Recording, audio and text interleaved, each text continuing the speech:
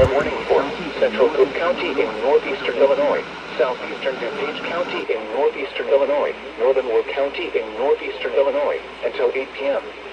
At 5:04 p.m., Doppler radar and automated rain gauges indicated thunderstorms producing heavy rainfall with rates up to 2 inches per hour.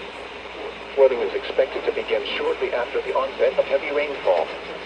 Hazard: flash flooding. Source: radar and automated gauges.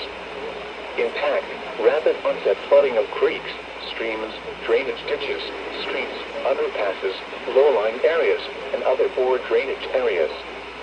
Some locations that will experience flash flooding include Chicago, Naperville, Cicero, Bolingbrook, Oak Lawn, Irwin, Oak Park, Downers Grove, Elmhurst, Lombard, Romeoville, Woodridge, Midway Airport, Austin, South Lawndale, Chicago Lawn, Englewood, Bridgeport, West Town, and Chicago Loop.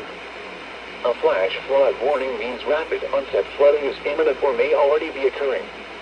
Persons along creeks, drainage ditches, and other waterways should take immediate precautions to protect life and property.